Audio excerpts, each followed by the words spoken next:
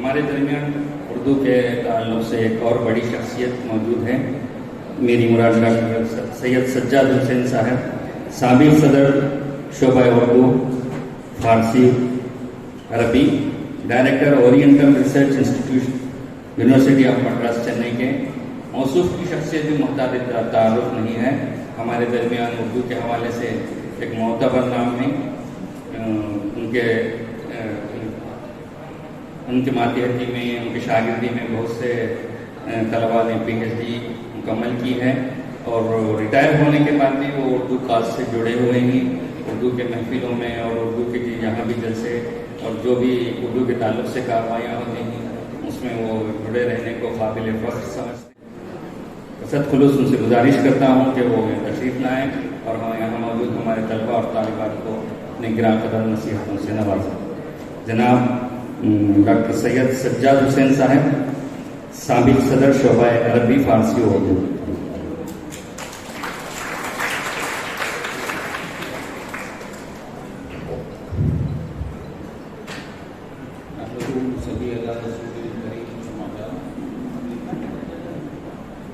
شہنشی پر تشریف فرما بابائے اردو علیم صبا نویدی صاحب،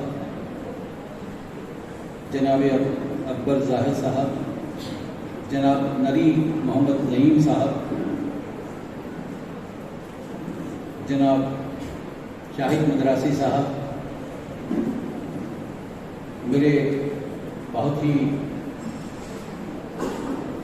عزیز ڈاکٹر سید الدین صاحب، محترمہ فوزیہ حبیب، جناب رضوان صاحب، محترمہ عائشہ صدیقہ صاحبہ، اور اس پروگرام کی روح رواں جناب ڈاکٹر امتیاز احمد صاحب اور ان کے شریک کار جناب مشتاق احمد آسان غنی صاحب. آج کے اس اجلاس کے شرکاء، بالخصوص طلباء و طالبات، اساتذہ کرام، آپ تمام کو میرا پیار بھرا سلام. ابھی آپ نے سماعت فرمایا کہ آسان غنی صاحب نے میرا تعارف آپ کے سامنے کروایا. میں سب سے پہلے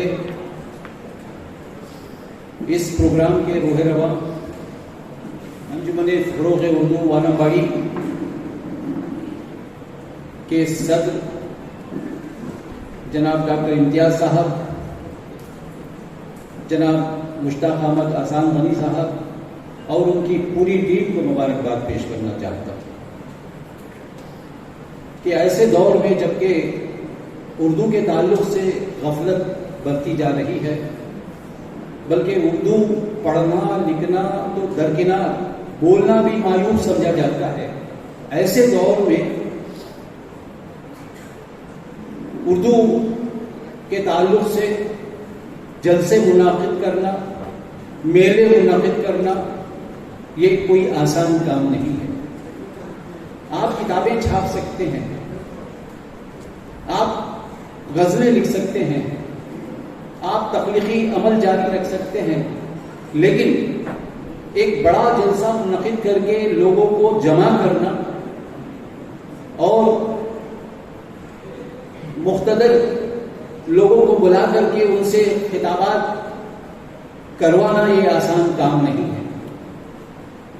یہ کام صرف اور صرف ڈاکٹر امتیاز صاحب اور ان کی ٹیم ہی کر سکتی ہے. انہوں نے کئی بار اس کا ثبوت دیا ہے. میں ان کو دلی مبارکباد پیش کرتا ہوں. میرا تعارف ابھی آسان غنی صاحب نے کروایا آپ کے سامنے.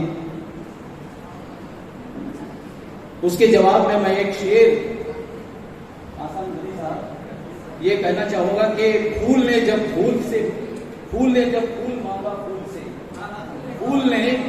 مانگا پھول سے تو پھول نے ہنس کے کہا، پھول نے جب پھول مانگا پھول سے تو پھول نے ہنس کے کہا، پھول لے کر تم کیا کرو گے، تم بھی تو ایک پھول ہو۔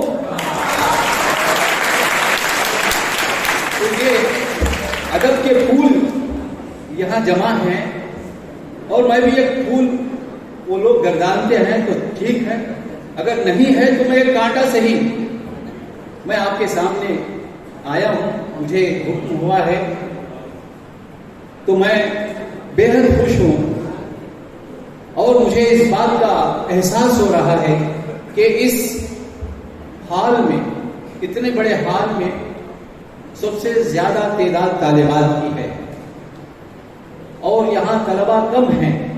یہ اس بات کا ثبوت ہے کہ وانمباڑی میں اگر اردو زبان زندہ رکھ سکتی ہیں تو وہ صرف طالبات ہی ہیں، وہ خواتین ہی ہیں۔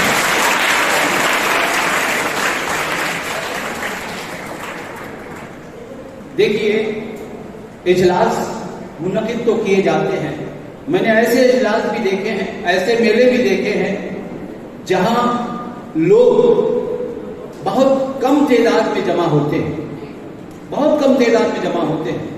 یہ ہال سارا بھرا ہوا ہے، ادھر دیکھتا ہوں تو ایک ایسا ہے کہ گلے سیاہ کھلا ہوا ہے، ایک طرف طلباء بیٹھے ہوئے ہیں، اور آپ نے دیکھا ہوگا کہ وانمباڑی شہر میں کہیں آپ کو اندھیرا نہیں ملے گا۔ اردو کے تعلق سے ایک اچھی امید ہے، جب بھی میں آتا ہوں تو یہی کہتا ہوں، جنوب کا علی گڑھ ہے وانمباڑی، یہاں طلباء اور طالبات کثرت سے اردو پڑھتے ہیں، اردو لکھتے ہیں اور اردو بولتے ہیں، اور اس سے بڑھ کر بڑی بات یہ ہے کہ یہاں کے گلی کوچوں کے نام بھی جو ہے اردو میں نظر آئیں گے آپ کو۔ یہ سب سے بڑی خصوصیت ہے اس شہر کی۔ باہر سے آنے والے بھی تعجب کرتے ہیں کہ ہندوستان کے کسی کوچے میں جائیے، اردو میں لکھا ہوا نام آپ کو نہیں ملے گا۔ یہی ایک واحد شہر ہے جہاں اردو میں کوچوں کے نام لکھے ہوئے ملیں گے، سائن بورڈ اردو میں لکھے ہوئے ملیں گے۔ اسی لیے کسی شاعر نے کہا تھا کہ اسی لیے اندھیرے بھی خوف کھاتے ہیں، اسی لیے اندھیرے بھی خوف کھاتے ہیں کہ وہ چراغ بجھاتے نہیں جلاتے ہیں، وہ چراغ بجھاتے نہیں جلاتے ہیں۔ تو یہ جلانے کا جو فن ہے یہ ہم کو آنا چاہیے۔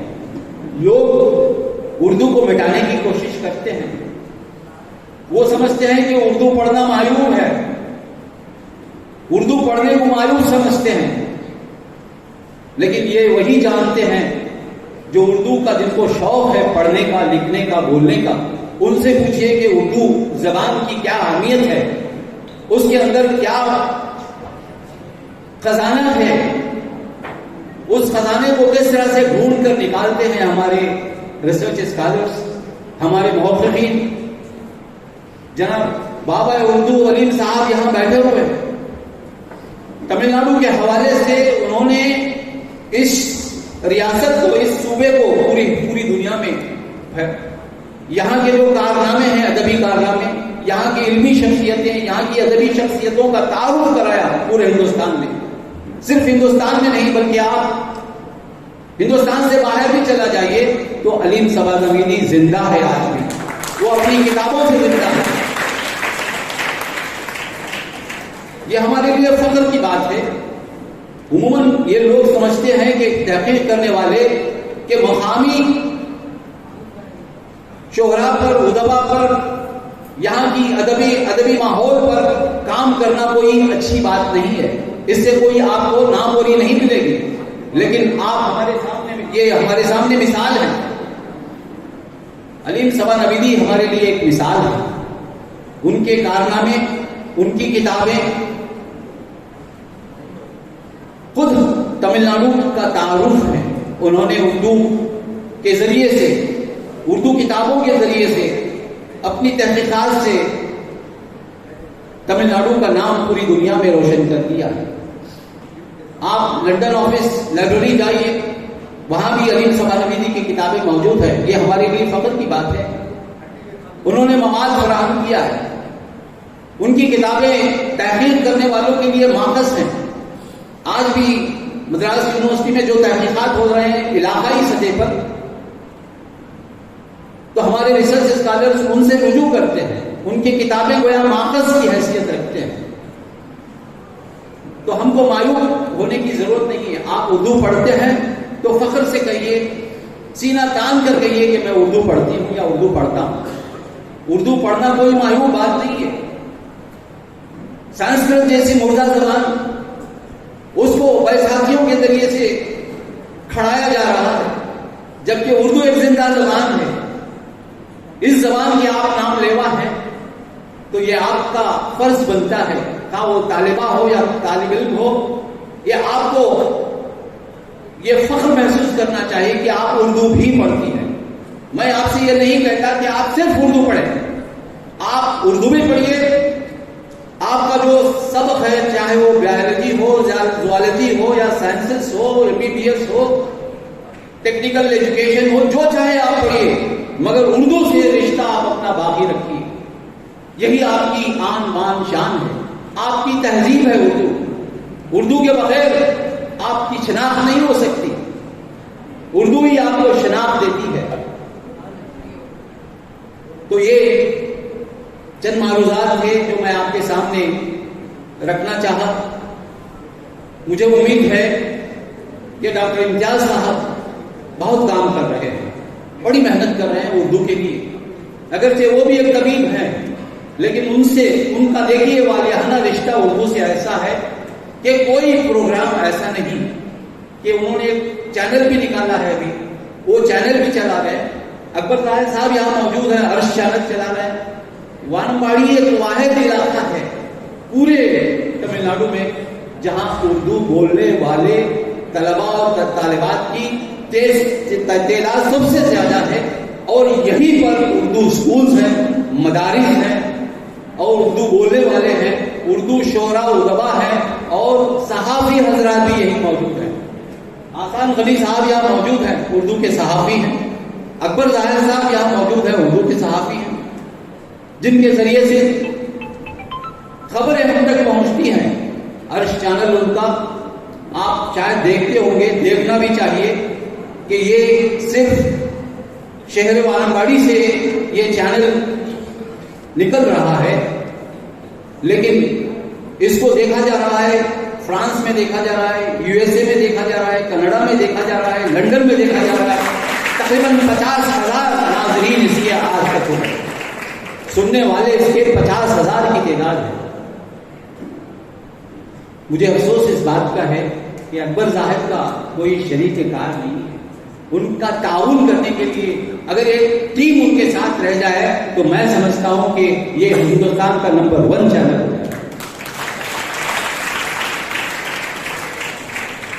میں ڈاکٹر امتیاز صاحب کو مبارکباد پیش کرتا ہوں کہ وہ جب بھی کوئی جلسہ منعقد کرتے ہیں تو بڑے پیمانے پر کرتے ہیں، اعلیٰ پیمانے پر کرتے ہیں. صرف جلسہ منعقد کرنا ان کا مقصد نہیں ہے، بلکہ طلباء اور طالبات کو موٹیویٹ کرنا ہے. یہی مقصد ہے ان کا، موٹیویٹ کرنے کا مقصد ان کا ہے. یہ میلے کا مقصد بھی یہی ہے. جلسہ اور میلے میں بہت بڑا فرق ہوتا ہے. جلسہ کسی سیمینار کے تعلق سے، کسی موضوع کے تعلق سے صرف ایک نشست میں برخاست ہو جاتا ہے، لیکن میلہ ایسا ہے کہ آپ نے دیکھا ہوگا کہ صبح کے نشست میں آپ نے مقالے پڑھے گئے، 4 مقالے، بہترین مقالے پڑھے گئے. سعید صاحب یہاں موجود ہیں، ان کا مقالہ آپ نے سماعت فرمایا ہوگا کہ کتنا بہترین مقالہ انہوں نے پیش کیا تھا صحافت، اردو صحافت کو لے کر. 4 مقالے پڑھے گئے، بہت ہی پرمغز مقالے آپ کے سامنے آئے. تو اس طرح سے گویا آپ کو موٹیویٹ کرنا ہے ان کا مقصد. تو آپ تک، آپ کی سماعتوں تک باتوں کو پہنچانا ہے جو آپ نہیں جانتے ہیں. یہی مقصد ہے اس میلے کا. میلے کا مقصد یہ نہیں کہ آپ صرف آئیں، سنیں اور چلے جائیں. جو باتیں ہم کہتے ہیں، سامعین مہمان ہمارے یہاں آپ سے مخاطب ہوتے ہیں تو ان کی باتوں کو غور سے سنیے، اپنی گرہ میں اس کو باندھ لیجیے. غالب کا بھی یہی دستور تھا. غالب جب بھی کوئی شعر کہنے سے پہلے گرہ میں باندھ لیتے تھے. رات میں جب کوئی شعر ان کو یاد آتا سونے سے پہلے تو وہ گرہ میں باندھ لیتے. صبح اٹھ کر وہ گرا کھولتے تھے، ایک ایک شعر نقل کرتے جاتے تھے. تو یہ شعار اپنانا چاہیے طلباء اور طالبات کو. تو مجھے امید ہے کہ یہاں طالبات بھی موجود ہیں، طلباء بھی موجود ہیں، تو ان کو اردو کے تعلق سے سنجیدگی سے غور کرنا چاہیے. مستقبل آپ کا اردو پڑھنے سے خراب نہیں ہوگا، تاریخ نہیں ہوگا. آپ جو چاہے پڑھیے مگر اردو سے اپنا رشتہ برقرار رکھیے، یہی میری درخواست ہے. میں ایک بار پھر سے ڈاکٹر امتیاز صاحب اور ان کی پوری ٹیم کو مبارکباد دیتا ہوں،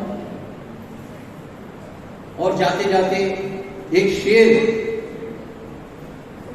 ان کے تعلق سے کہتے ہوئے آپ سے اجازت چاہوں گا.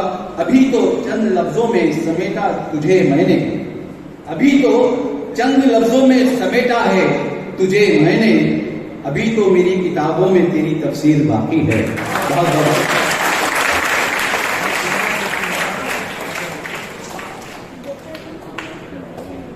بہت ہی شکریہ محترم.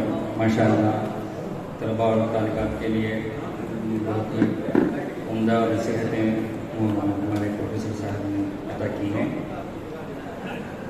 اب ہمارے درمیان شہر کی ایک اور شخصیت جو ایک ہمہ جہتی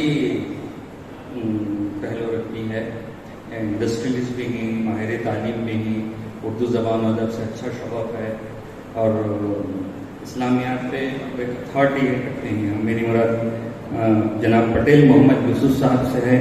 وہ آن میڈی مسلم ایجوکیشنل سوسائٹی کے نائب صدر کی حیثیت سے آپ کو گراں قدر خدمات انجام دے رہے ہیں، اور شہر کی ایک جانی پہچانی سماجی شخصیت بھی ہر اعتبار سے ہر معاملے میں آگے بڑھ کر ہر سماجی خدمت میں حصہ لیتی ہیں. میں ان سے ادباً گزارش کرتا ہوں کہ وہ تشریف لائیں اور طلباء اور طالبات کو اپنی نصیحتوں سے نوازیں.